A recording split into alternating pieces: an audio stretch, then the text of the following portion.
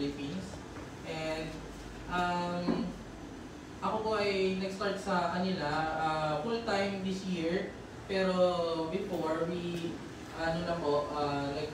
nag-start ako sa kanilang mag-on-call. So, kasi may company pa ako before na sinusupport. So, this year, kaya ito yung first time ko na mag-present para sa kanila as a product demo and introduction. So, ayun po. So, si Leodar is nag-start siya 2012 sa industry ng battery and solar industry. So, sabihin nga pa yung profile namin. Yung headquarters niya is located sa Jiangsu City, Jiangsu Province. Pero meron din siya mga branches sa Myanmar and especially sa Cambodia.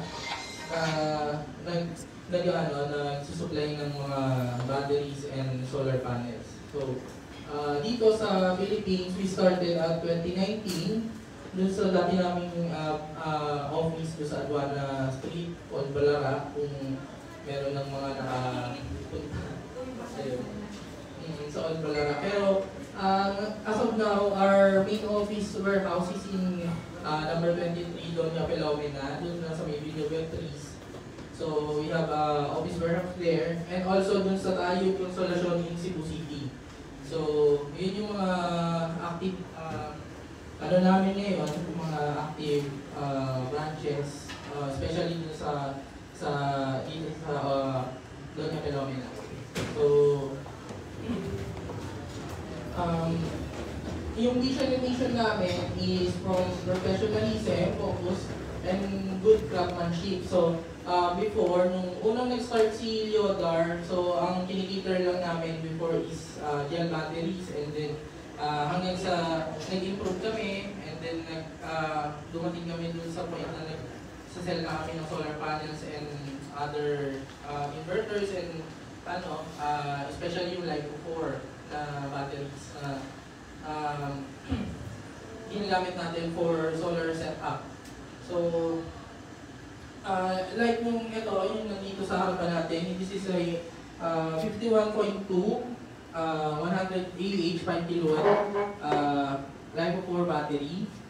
So, this one is a IP65 certified. So, pwede siya pang outdoor. And then, it supports many protocols like yung sa, especially yung Iontech, yung Kilax Power, yung Isolax, yung testing namin na DE, especially DE, kasi Iontech si DE. So, yun yung halos lahat ng inverters na may Iontech protocol supported nitong battery. No? So, it is also available on 200 or 10 kilowatt variant, and then yung 16 kilowatt namin na 324 AH variant. So yun, standing. So mas malaki, mas mabigat din. 324. Yes, 324 AH, 51 volts.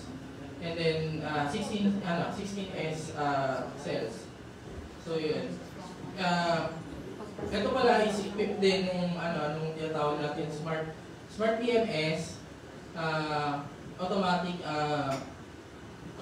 na siya, BMS connection. So hindi mo na kailangan magkaroon ng master, slave, or gano'n. Basta kung saan mo siya sinaksak, yun yung magiging designation niya as automatic ABS na tinatawag natin. Ito po sir yung pinakamalaki? Yes po, yun yung pinakamalaki sa... Oo, for now. Pero meron din kami mga special din na high voltage. So pre-orders naman siya kapag kailangan talaga yung mga high voltage series namin.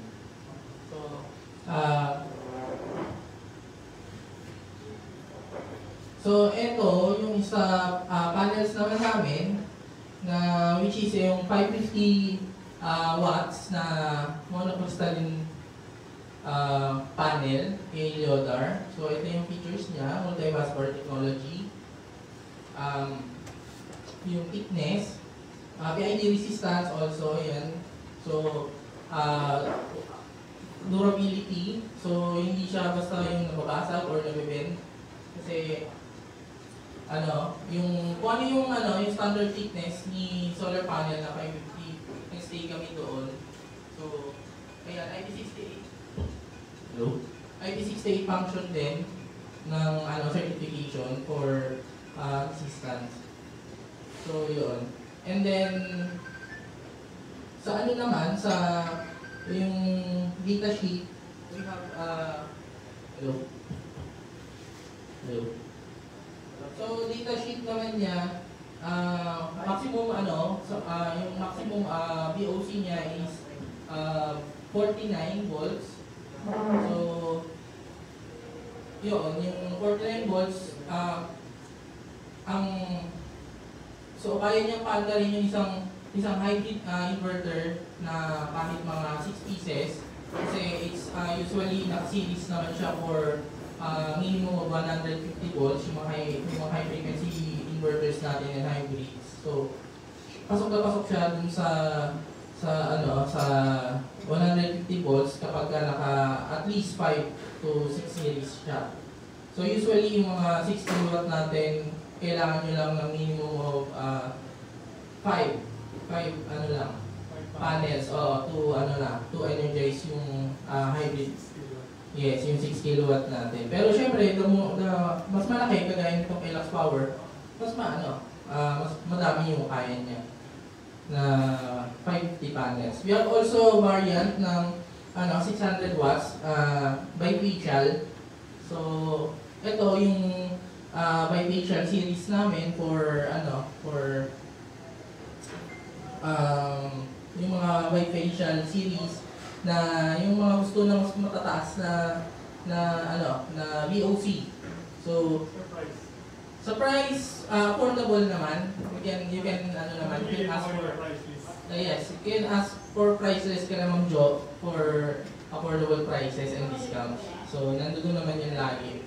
Lalo na sa mga installers, kasi dito inaalagaan namin dito sa industry na to, yung mga installers kasi pag mga installers, wala din kami sales. So usually yung iba, like yung mga end user, syempre yung mga nag-DIY, syempre hindi din naman namin pinapabayaan for discounts kasi syempre sila din naman yung isa sa mga nagko-contribute ng sales dun sa namin, sa company. So ayun po. So ito yung 324 series namin. So, yung nominal voltage niya is 51.2. So, usually naman kasi yung mga high frequency inverters natin is ranging from 51.2 naman yung supported niya talaga. And then yung pinaka common, like yung mga DAE, Lux Power. So, this one is good for good for entry level, entry and mid-range setup. Ito talaga is good for that. Hindi naman siya mahirap i-operate, so napakadali. Napakadali niya i-operate, saksak mo lang siya yung polarity, tapos change ka ng protocol kung ano yung klase ng inverter mo, kung DAE ba yan, or Lux Power, or Solax. And then usually naman, kahit naman Solax yan, Pylontech yung ginagamit nilang protocol. So, hindi ka malilito. So, yung mga naman niya, yung mga communication ports is naka-proper.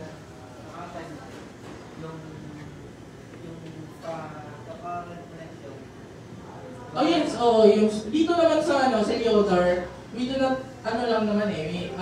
we just not sell, and we also educate yung mga end user and then yung installers. So dito hindi ka bebentahan na hindi ka marunong. So yun yung isa sa mga edge namin as a company na sinsure namin na kapag bumili kayo, tuturuan namin kayo. Hindi kayo yung basta pag binentahan, bahalaan. Competitive naman sa real price. Yes, competitive yung price. Sobrang, mas kung i-ano siya, kung i-compare mo siya dun sa other brands. Hindi na ako babagyan na other brands. Malapit naman. Kasi paano, mataas siya o mataas na malapit siya? O siya mas Hindi. mababa?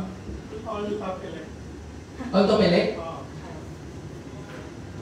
Oo. Competitive price. Oo, halos.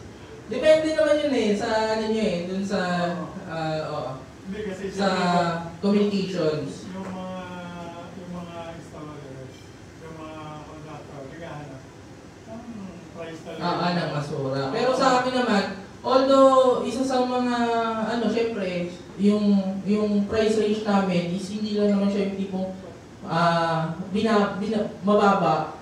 Kasi mababa din yung quality. So sa amin, affordable yung price, pero yung quality is, syempre, pinag-isipan and then good quality talaga.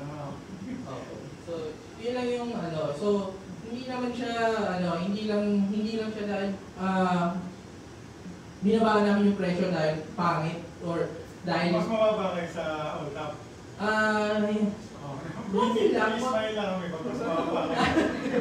Konti lang naman. Hindi naman siya talaga yung tipong yung tipong sobrang taas yung pagitan kay Automelec. Yung konti na yun. Oo. Ang dalawang malaki yun. Oo, yun, sobrang competitive lang kasi sa akin, para sa akin naman, is hindi lang naman yung battery yung binili nyo pati yung after sale service. Yun yung ma-assure namin sa inyo kasi yun yung isa sa mga namin, sa mga values namin na inaalagaan sa company na yung good after sale service. So, within the warranty and kahit after warranty, kinikater naman namin yung mga kahit tanungin nyo yung mga old users ni end users ni Leodar. Ako yung nagamit na namin yan, sir. Talaga. Ayun. So, yun, ito, kagaya niyan, ito yung bagong series namin. So, same ni Neton 324, IP6, na siya, 65. And then, yung rated charge discharge niya is 100 AH or equivalent to 5 kilowatt. Yung niya, yung pinaka-rated power per hour. So, kasi hindi naman hindi lahat kasi kaya nung discharge rate na binibigay ng isang battery. So, iba-iba naman talaga. So, kagaya nitong 324 namin, mas mataas yung charge-discharge rate niya over dun sa ibang variant. So, kagaya ni 100 AH, lang siya, 50. So, ito mas mataas kasi mas mataas yung rated na capacity storage niya. Pero DOD same pa rin, 80% pa din. And then, syempre, yung ginagamit namin na cells dito is top grade na and top tier cells. So, over the years naman, wala namang naging problem kagaya ng ibang brands na pumutok or nasira yung cells niya.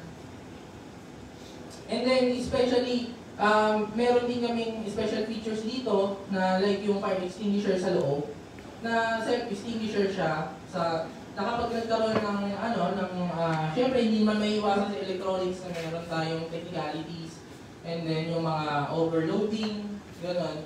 So, meron siyang built-in na fire extinguisher na isa sa mga... Actually, nandun sa namin hindi ko lang makita ngayon yung demo, pero meron kami nung dun sa page ni Leodar, pwede nyo tingnan dun sa Facebook page ni Leodar Philippines na may fire extinguisher siya upon nagkaroon siya ng over temperature, so automatic yun mag-activate. So parang lang siya, isang maliit na bomb extinguisher para ma-avoid yung ma-prevent yung... self-extinguish siya, usable pa rin ba siya? Oh yes, usable siya. Kailangan lang siyang i-service syempre. So, either madadamage lang naman sa kanya is yung BMS. Ang iniiwasan nun is yung ma-total damage yung wiring and then yung buong cell sa loob. So, kasi syempre, pag na-set on fire, syempre kahit naman like before, is hindi pa rin naman siya exempted dun sa, kaya nga di ba pinagbabawal siya dun sa mga, sa mga flight, sa mga aeroplano. So, yun. So, wala naman siyang fanless siya, pero meron siya ditong, kasi since IP65 siya, meron siyang, dito, yung tinatawag nating vent, yung parang vent tubing na kayang pwede mo siyang i-improve sa, i-improve sa tubig. So, yun. So, yun naman yung mga special features niya. Pero, since naman si Yodar, wala siyang issue on fitting sa, lalo sa, BMS board kasi, top quality na yung ginagamit namin na board, na BMS board. Smart BMS. Actually, may bago kaming features dito sa mga bagong series namin na you can connect to Bluetooth. So, para makita mo yung niya, to Bluetooth. So, may app na kami for this variant. Pero yung mga una, so, halos same lang nga, pero hindi pa na-activate yung Bluetooth. Ito kasi activated na yung Bluetooth. So, pwede mo siyang tingnan kung ilan yung SOC niya, o temperature, nandoon din sa application na yun. So, yung difference ng cells, kasi kung unbalanced ba siya or balance siya ngayon. Tapos yung kung may mga error siya. So, hindi nakikita dun sa inverter, kasi syempre pag naka-communicate siya sa inverter, ang unang pinapakita lang dyan is yung SOC, which is yung state of charge, tapos yung SOH niya, state of health, tapos yung nominal discharge and charge capacity. Yun lang yung pinapakita sa inverter. So, dito, since naman naka-connect siya sa Bluetooth, pwede mo siya tingnan wirelessly na hindi na kailangan pang isaksak sa computer or tingnan pa yung pinaka-board niya. So, kailangan mo na i-connect siya kapag malapit ka sa kanya, within 5 meters. Ayun. So, ito naman yung 100 and 200 AH na variant, which has 5 years warranty also. So, yun, yung nominal charge-discharge niya, 50 ampere, equivalent to 2.5 kilowatt. So, yun, kagaya din yung 324, mas bababa lang siya dun sa, wattage capacity niya, pero yung discharge capacity niya, and then yung durability, same din naman. So, this one naman yung inverter namin na yung 6 kilowatt na nakagaya na nandito sa amin. So, we have 3 variant naman ngayon. 6 kilowatt, 8 kilowatt, and then 12 kilowatt. So, ang technology niya is parang halos similar to DEA. So, interface similar to DEA.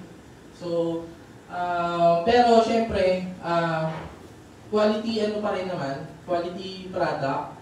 And then, kumbaga, ito yung tinatawag natin na full hybrid na which is yung kagaya nung diniscuss ni Sir kanina na may mga old hybrid kasi na hindi mo kayang hindi mo siya pwedeng hindi siya nag-export to clip. So, siya kaya-kaya niyang pagsabayin or i-balance yung grid load and then versus the PV load and then versus the battery load. So, kapag kahit mababa yung battery capacity mo, so kaya niya i-balance yun with your PV and then your grid. So, isa sa mga rin niya is meron siyang heatsink and fan, which is yung good for cooling features niya. And then wide battery capability. So kahit hindi naman Yodar yung gamitin nyo na battery is compatible pa rin naman siya. So pwede siya dun sa mga si Lux Power, si LG Tacsan, si Altopelec, pwede naman siya. Depende sa sa choice nyo na battery. Pero since naman nagsusupport siya ng wide range ng protocols, so yun, pwede mo siyang gamitin doon. Pero syempre, ang protocol na halos ginagamit niya is Pylontech pa rin. So, yun. So, marami naman kasing range ngayon ng battery na Pylontech yung ginagamit.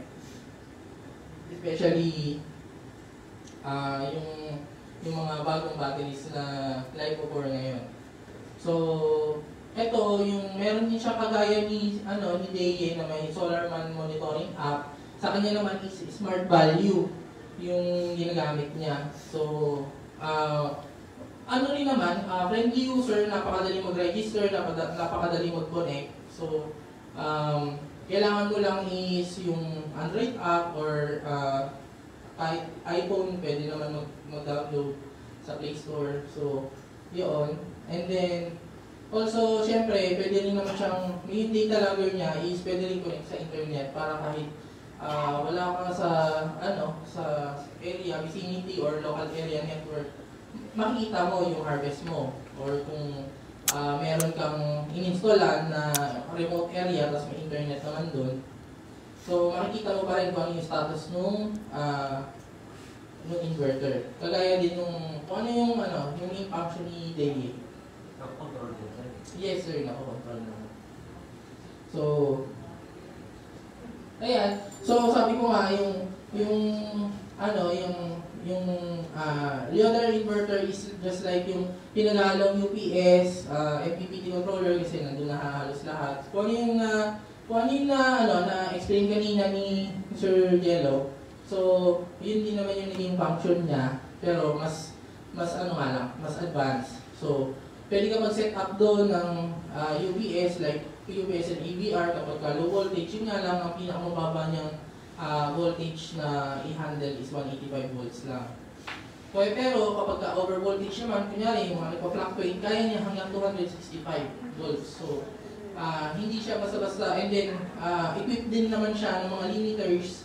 And then, yung mga mga safety features na hindi siya basta-basta nasusunog kapag napasukan ng mga fluctuation ng electricity. So, yun din yung isa sa maganda doon sa amin. So, hindi siya oversized yung yung rated niya. So, makaka-assure kayo na kapag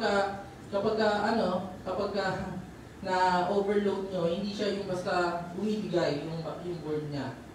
And then, syempre, full support pa rin namin ng after sales. So, kapag may problem, pwede nyo naman kaming tawagan or kahit anong means of communication, WhatsApp, Viber. So, yung support naman, pwedeng video call, pwede naman yun. Unless na kailangan talaga palitan yung component. So, yun.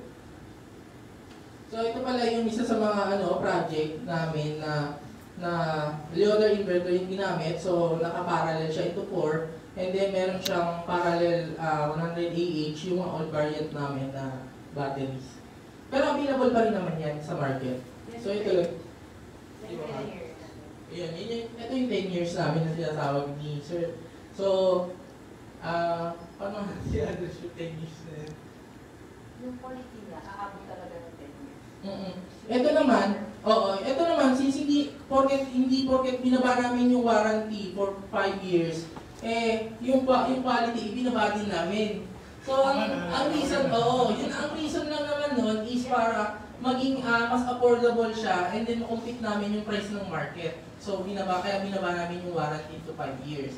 At sa 5 years naman, I don't think so na hindi kayo mag-upgrade Kasi actually, yung cycle naman ng isang battery, 6,000 cycles pala ng isang battery natin. So, all in all, 6,000 cycles, more or less, good pa naman siya sa 6,000 cycles na yun. So, kagaya niyan, yun nga, para ma-address lang namin yung aking tinatanong na warranty, duration ni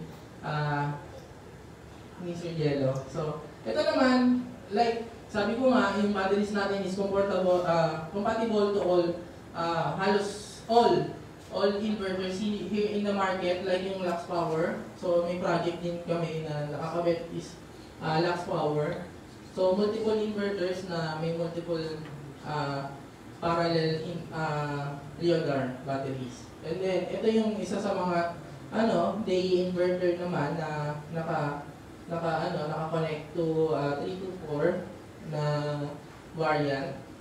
So, yeah. And then yung batteries pala natin is can parallel up to 10. Maximum of 10 batteries per setup. So yung ibang ginagawa nila, hinahati-hati nila since naka-parallel, kagaya nito, naka-parallel siya. Hinahati-hati niya for 333. So tatlo-tatlo. So sa isa nito, halos 1 megawatt na to eh. Itong 324 na to. So pag tatlo yan, halos 1 megawatt na yung power niya na pwede mong i-store. So yun, sabi ko sobrang sulit naman nung setup na kagaya niya kasi equip pa siya ng 16 kilowatt day or yun nga, may 16 kilowatt din si Lux Power. So sometimes, kasi ito common to si daily eh. So yun yung madalas ginagamit.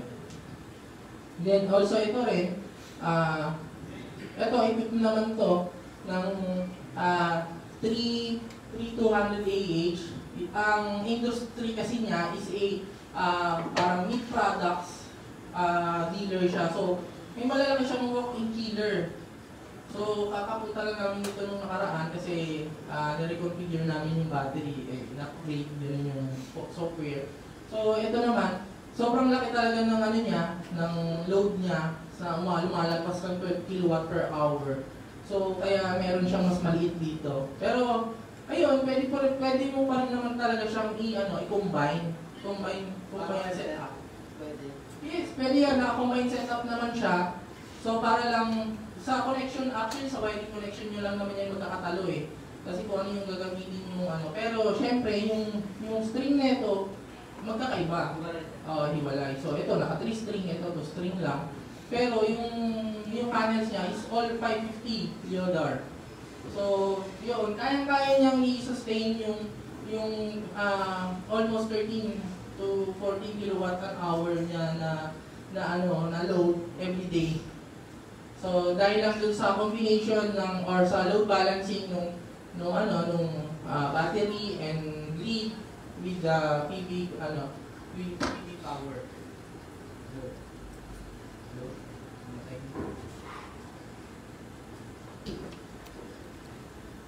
Hello. Ayan. Ito pala mas malakas. So yun. So sa amin, hindi naman kumbaga, pinopromote ko talaga. Actually, pinopromote ko naman talaga. So, hindi lang naman din sa quality product kami nagbe-base. So, pati sa after sales, syempre. So, doon, ang mas ina-assurance namin is yung assurance nyo na, kumbaga, kahit na naikabit nyo na yung product is, kumbaga, tapos na yung mag-uusap natin. And then, mag-uusap ulit tayo kapag bibili ulit kayo. So sa amin, kahit di naman na tayo bumibili, or basta as long as nandiyan yung product namin, isusupport namin kayo. Kasi yun yung isa sa mga, namin, sa mga mas importante sa amin yung after sales. And then, syempre, yung price range naman, kaya pag-usapan niya with, Ma'am Jo and Ma'am Joy. Ayan, isa pang sample na, ito yung naka-max, talaga siya, max parallel, na, ito yung, hindi, ito yung, yung sa mga variant namin ng 300 EH, na naka 10 par. Yes, na naka-parallel. So, 32 kilowatt na power, capacity, and then yung, battery niya is almost 3 megawatt. So, ayun. So, switch to solar today. Thank you po. So, sana marami kayong natutunan dun sa